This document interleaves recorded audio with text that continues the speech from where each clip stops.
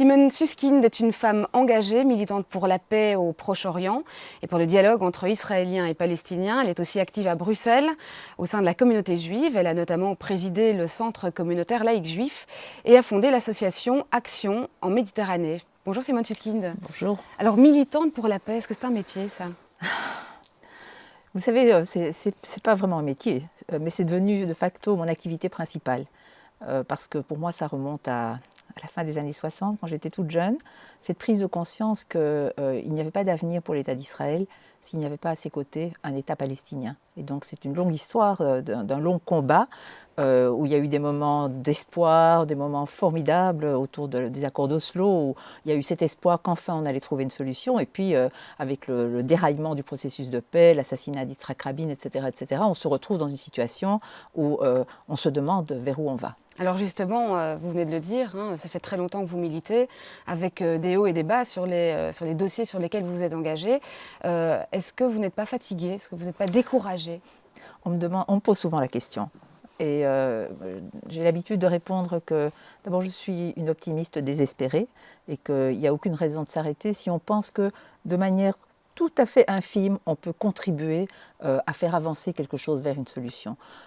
Il est très difficile d'imaginer qu'Israël va continuer à occuper les territoires palestiniens et quand on pense à où on va se trouver dans 10 ans ou dans 20 ans, que ces territoires soient annexés ou ne soient pas annexés, partiellement annexés ou pas, eh bien on aura finalement de la mer Méditerranée au Jourdain de facto le danger, et on se dirige vers là s'il n'y a pas une solution à deux États, un État binational. Et ça c'est une catastrophe parce que en fait, ni les Israéliens ni les Palestiniens n'en veulent. Et le problème, c'est que irrémédiablement, de processus de paix raté en processus de paix raté, on se dirige vers cela. Et moi, je ne peux pas l'accepter. Et quels sont alors, vous, justement, les moyens, les outils, les instruments que vous essayez de mettre en place et d'utiliser depuis longtemps déjà pour aller dans le sens de cette paix? Pendant de nombreuses années, par exemple, j'ai travaillé avec des femmes israéliennes et palestiniennes qui se sont rencontrées, qui ont développé des projets de coopération. Donc la rencontre, le dialogue. Les rencontres, le dialogue, l'échange, la connaissance de l'autre et faire passer ces messages hors de ce cercle restreint de femmes, par exemple, ou d'hommes et de femmes. Et donc, et la tragédie aussi, c'est que pendant plus de 20 ans, on a travaillé ensemble et qu'à un moment donné, comme je le disais, avec le processus de paix qui éclate en morceaux, où on ne voit plus rien se produire, il n'y a pas d'espoir, avec toutes les catastrophes qui se sont déroulées dans les années qui ont précédé, première intifada, deuxième intifada, etc., eh bien, à un moment donné, même les plus engagés, même les plus courageuses, et même ceux qui se battent le plus, à un moment donné, baissent les bras. Et on s'est retrouvés devant cette situation où ces femmes qui avaient travaillé ensemble pendant des années, à un moment donné, ont baissé les bras. Donc, mais ce n'est pas une raison pour ne pas reprendre le travail. Et donc, on cherche d'autres moyens. Ça, c'est un type d'activité. Soutenir les associations israéliennes qui luttent contre l'occupation, qui se battent pour les droits de l'homme, qui essayent de faire passer dans leur pays, à l'extérieur, un autre message. Donc, c'est quelque chose que je fais tout le temps. Les questions de droits de l'homme en Israël, les questions de droits de l'homme en Palestine, disons, et faire connaître ça à l'opinion publique belge, aux décideurs politiques européens. Ça, c'est quelque chose qui est extrêmement important. Alors, on a beaucoup parlé, vous parlez de Palestine, d'Israël, du Moyen-Orient. Néanmoins, vous êtes très active à Bruxelles. Et Bruxelles est un terrain pour vous aussi d'engagement? Oui, d'abord, Bruxelles, comme vous le savez, vous le dites probablement tout le temps ici sur Télé Bruxelles, Bruxelles était une toute petite ville provinciale tout en étant la capitale de l'Europe. Quand vous preniez dans le monde il y a 20 ans, personne ne savait ce que c'était que Bruxelles. Maintenant, plus personne ne l'ignore. On a le plus de journalistes, on a le plus de lobbies. C'est devenu une ville mondiale. Et donc, c'est une ville où se côtoient des dizaines et des dizaines de communautés qui parlent des dizaines et des dizaines de langues. C'est plus seulement flamand francophone, c'est vraiment l'anglais est devenu une des langues les plus importantes. Et donc, je dirais que ça, c'est une chose. La deuxième chose, c'est qu'on ne peut pas y échapper, mais ce qui se passe au Moyen-Orient a un impact direct sur les communautés maghrébines d'origine musulmane ici. Il y a un impact direct sur la communauté juive qui est petite, mais qui est très sensible à ce qui se passe. Et donc, ça a créé ça a développé une polarisation entre les communautés. Donc moi, une partie de mon travail, c'est de faire en sorte que de la même manière qu'on a essayé de faire des échanges entre Israéliens et Palestiniens, entre femmes, etc., je pense qu'il faut ouvrir, élargir, approfondir ce dialogue entre les diverses communautés, particulièrement la communauté juive et la communauté d'origine musulmane. On reviendra sur ce dialogue nécessaire entre les communautés ici à Bruxelles, mais puisqu'on en est encore à parler de militance et d'engagement, vous disiez quelque part qu'à la base de votre engagement, il y a votre identité juive. Donc ça remonte à ma petite enfance. À votre toute petite enfance. Parce que mes parents étaient tous les deux des petits immigrés qui venaient d'Europe de l'Est entre les deux guerres, et ils ont tous les deux survécu par miracle à la Shoah. Et pour eux, le monde était menaçant. Et donc, ils sont arrivés, qui se sont installés à Bruxelles. Ils se sont installés à Bruxelles, Anvers d'abord, et puis Bruxelles séparément, entre les deux. Avant la guerre, tout de suite après la guerre, ils se sont installés à Bruxelles, se sont mariés. Et donc moi, je suis née de ces parents qui avaient peur de tout ce qui se passait dans le monde et qui, dans le fond, disaient la seule chose qui est rassurante, c'est la famille. Et même l'identité juive était en question, parce que certains juifs, après la guerre, et mon père en était un bon exemple, avaient tellement peur, ont eu tellement peur pendant la guerre, qu'il aurait voulu dans le fond que je ne sois plus juive. Et moi, ma réponse a été en quelque sorte de leur prouver... C'est-à-dire qu'il a essayé de cacher, de ne pas parler de cette identité juive? Il a essayé de faire en sorte que je ne sois plus juive. C'était une tentative avortée dès le début, mais il s'est dit, si je la mets dans une école catholique, si elle est un peu plus blonde, maintenant c'est ce qui s'est passé. Vous avez été dans une école catholique? J'ai été dans un petit jardin d'enfants catholique au début. Et puis, mais c'était impossible. Ils parlaient entre eux le yiddish. Les amis qu'ils avaient, c'était des membres de leur communauté. Et donc moi, je me suis construite à la fois en disant, il faut montrer que le monde n'est pas si mauvais, mais en tous les cas qu'on peut le changer. Et deuxièmement, je l'ai fait pour leur prouver que c'était possible à partir de mon identité juive. Et j'ai construit toute mon action, toute mon activité depuis que j'étais très très jeune sur cette identité juive. Mais donc pour revenir à votre enfance, puisque là vous étiez un petit peu d'une certaine manière en contradiction avec l'éducation qu'on voulait vous transmettre, ou les valeurs qu'on voulait vous transmettre, et vous avez très petite déjà pris conscience de cette identité et voulu justement la développer et la mettre en J'ai fréquenté un mouvement de jeunesse juif quand j'étais toute petite adolescente, en cachette de mes parents pendant un certain temps. Donc tout ça... Donc ça venait en contradiction en fait, ou en cachette parce qu'ils avaient peur peut-être que je parte dans un kibbutz ou que je fasse... Et en fait, ils ont eu peur pendant une grande partie de ma jeunesse de toutes les folies que je pouvais faire. Par exemple, comme je vous le disais, en 68, quand nous avons pris conscience qu'il fallait un État palestinien à côté de l'État d'Israël alors que personne n'en parlait, eh bien, ça a été pour eux une catastrophe. Et leurs amis les appelaient en disant « Elle est un agent du Fatah, c'est un danger, il faut la chasser de la maison ». Donc tout le temps, ils ont eu peur de mes... Donc le Fatah étant le parti, étant le... c'était l'OLP, le Fatah. Ce qu'était à l'époque l'OLP, voilà. C'est-à-dire l'Organisation pour la libération de la Palestine.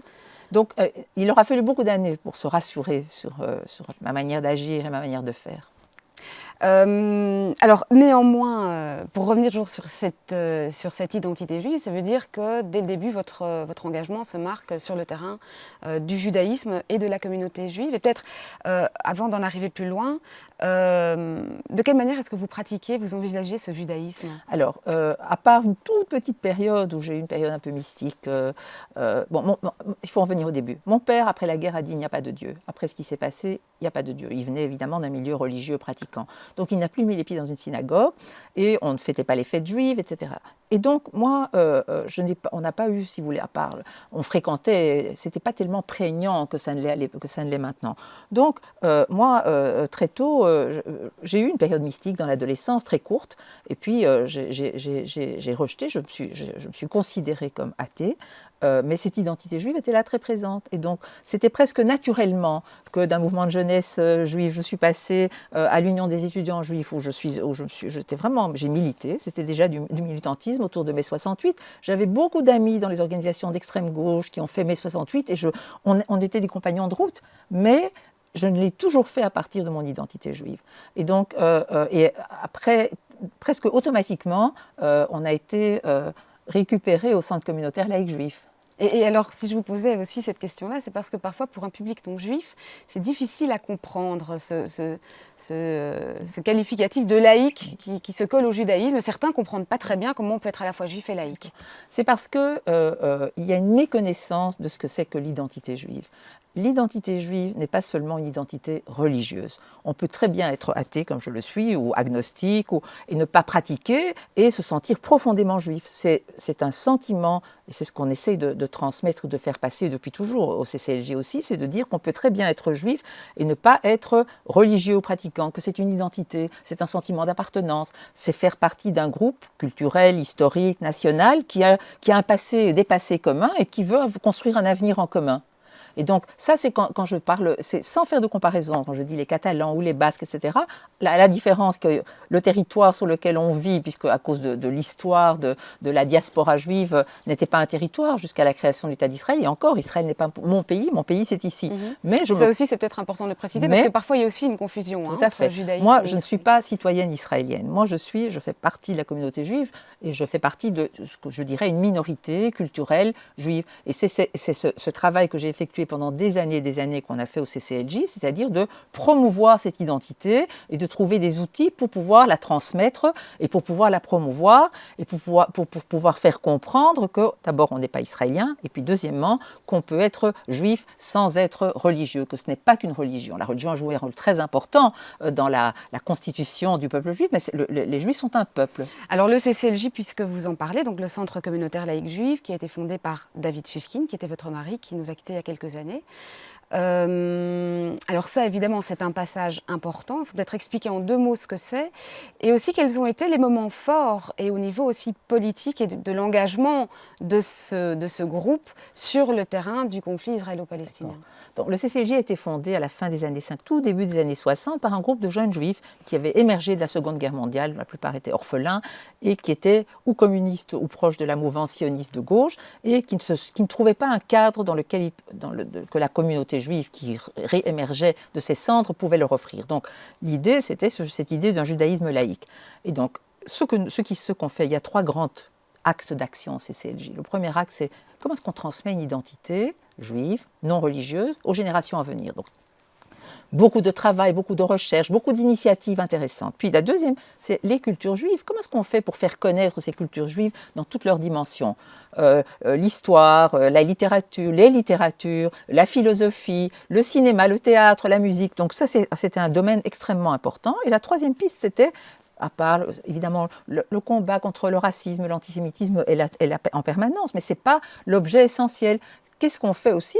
Une des actions fondamentales qui a été menée pendant toutes les années où j'y étais, c'est comment est-ce qu'on fait pour promouvoir une solution de ce conflit israélo-palestinien qui, quelque part, grève et l'avenir de l'État d'Israël et qui grève aussi en quelque sorte l'avenir de la communauté juive. Et en quoi justement ce cercle, ce centre communautaire belge et bruxellois basé à Bruxelles a pu à certains moments intervenir ou jouer un rôle, alors jouer un rôle évidemment à son niveau ici à Bruxelles, oui.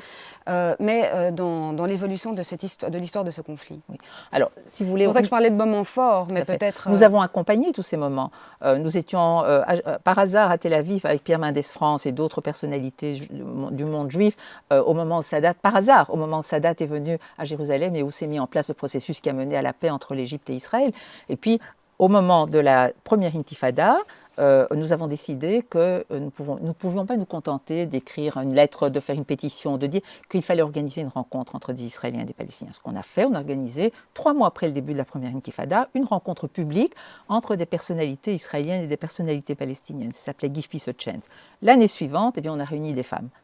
20 femmes israéliennes et 20 femmes palestiniennes. Et pour revenir par exemple sur cette rencontre avec des Israéliens et des Palestiniens, des responsables politiques palestiniens et israéliens, ça se passait donc à la fin des années 80.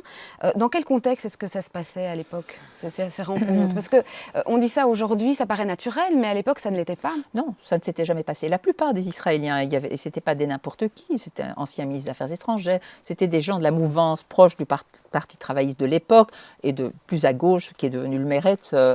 D'abord, il y avait une loi qui interdisait que des citoyens israéliens rencontrent des membres officiels de l'OLP.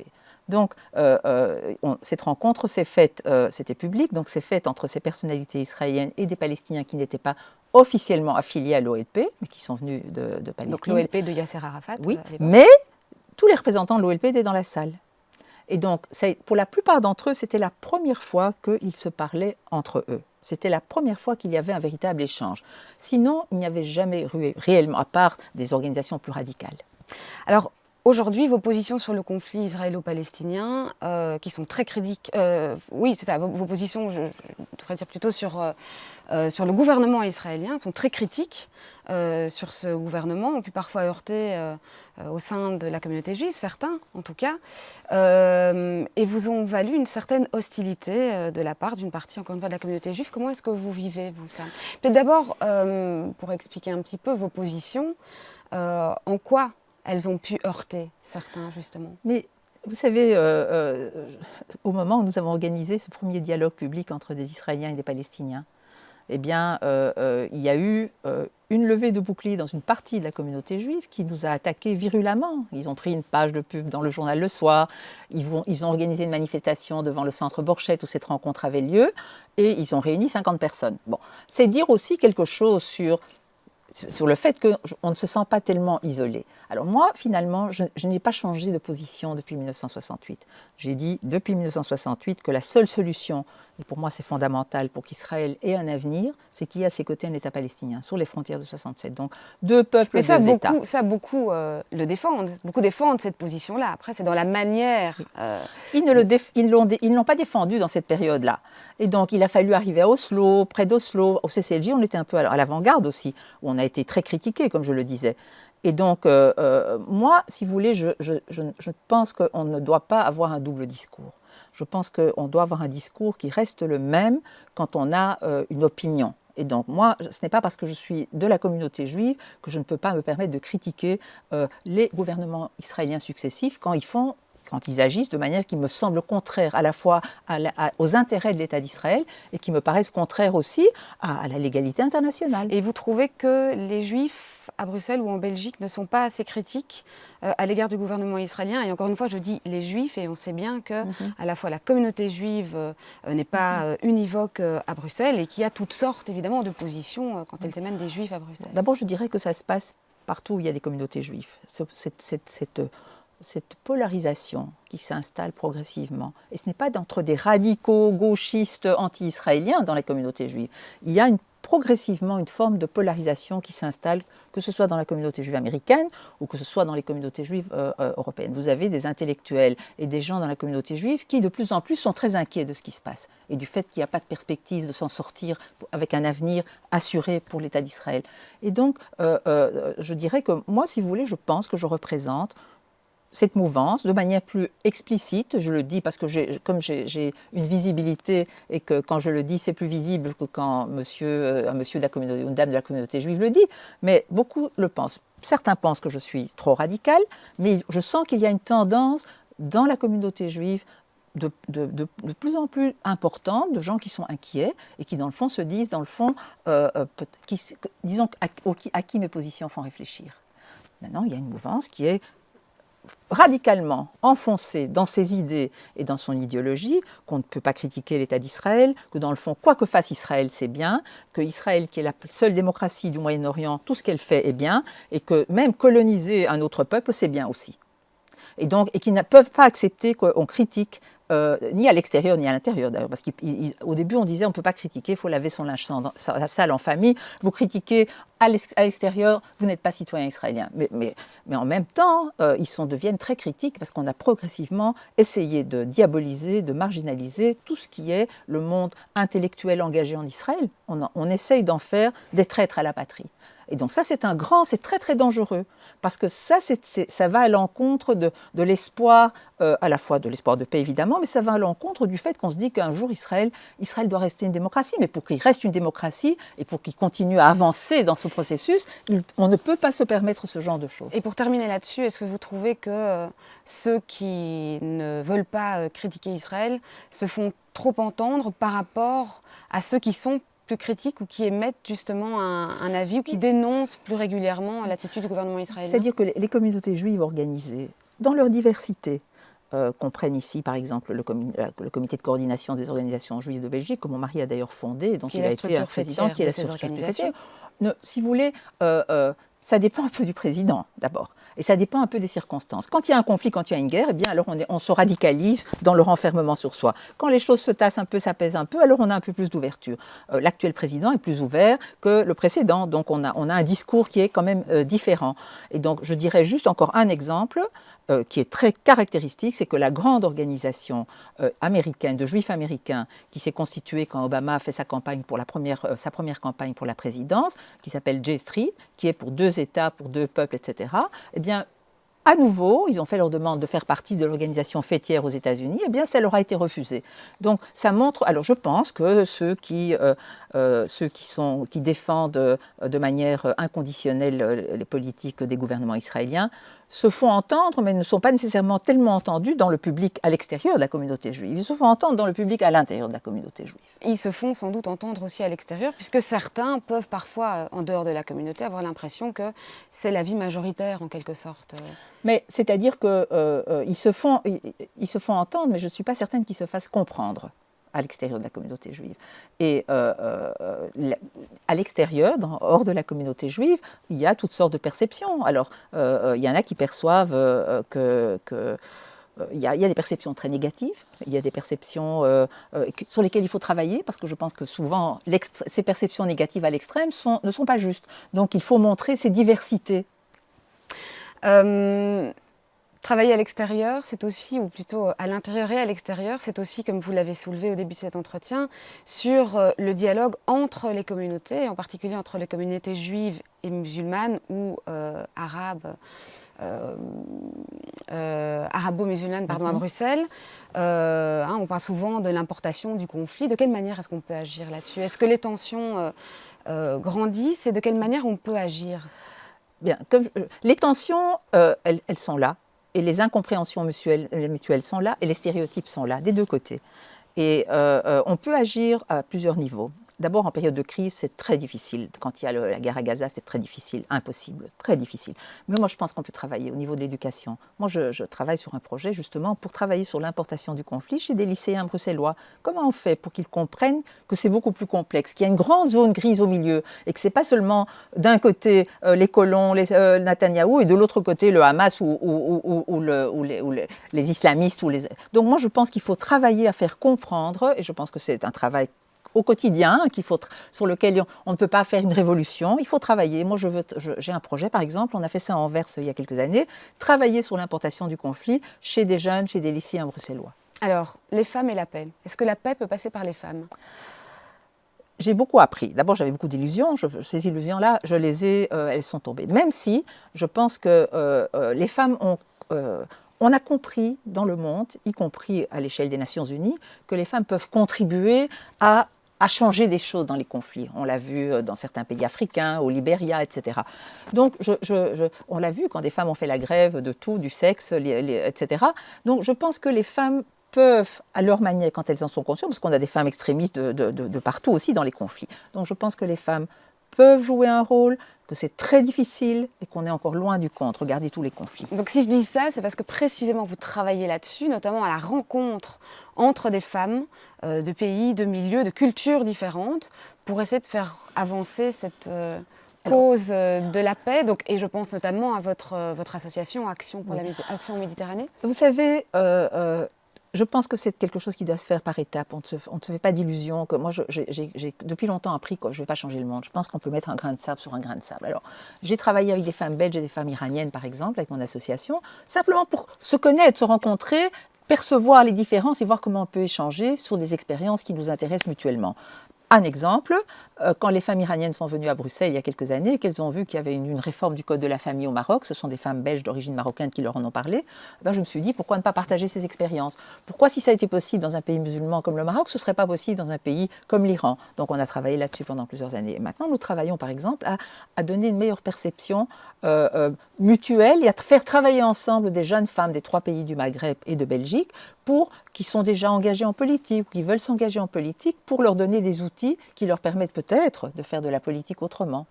Dernière chose, s'il n'y avait pas eu des organisations de femmes et des organisations féministes, je prends la Tunisie que je connais bien comme exemple, pour mener un combat pour les droits des femmes, eh bien, on ne serait pas là où on est, à savoir qu'on a finalement, après les hauts et les bas après la Révolution, on a voté une constitution, et on va organiser des élections, et les femmes ont la parité sur les listes, mieux qu'en France, parce que les listes qui ne les appliquent pas, eh bien, elles sont invalidées.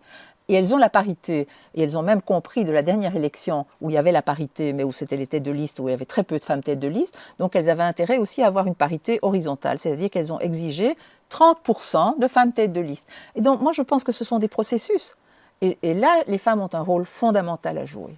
Donc ce sera ma dernière question. Ça, après toutes les initiatives que vous avez prises depuis vos tout premiers engagements, le fait de passer par les femmes, pour vous, est un véritable,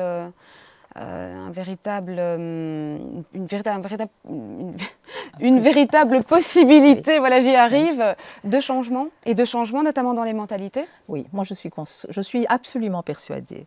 Je vois ce qui se passe dans les pays arabes, je vois le rôle que les femmes ont joué autour des révolutions, plus ou moins processus, parce que c'est des longs processus qui prennent du temps pour faire avancer les choses, que les femmes qui sont à la tête des manifestants, des femmes qui jouent un rôle dans tous ces processus, eh bien moi je suis convaincue que, et par l'échange, moi je pense que la connaissance et l'échange entre femmes, partage d'expériences, moi je pense que c'est ça qui peut faire avancer les choses. Toute dernière chose, vous l'avez beaucoup donc pratiqué, notamment au Maghreb et en Israël-Palestine, et à Bruxelles?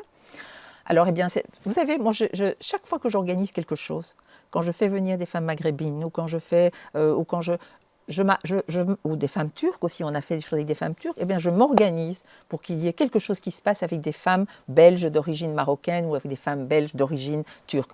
On fait en sorte de créer, si vous voulez, cet échange et cette conscience aussi qu'on a des choses à partager et que ça peut faire avancer les choses vers la démocratie et vers les droits des femmes. Ben voilà qui conclut cet entretien. Merci Simone Susskind. Merci beaucoup.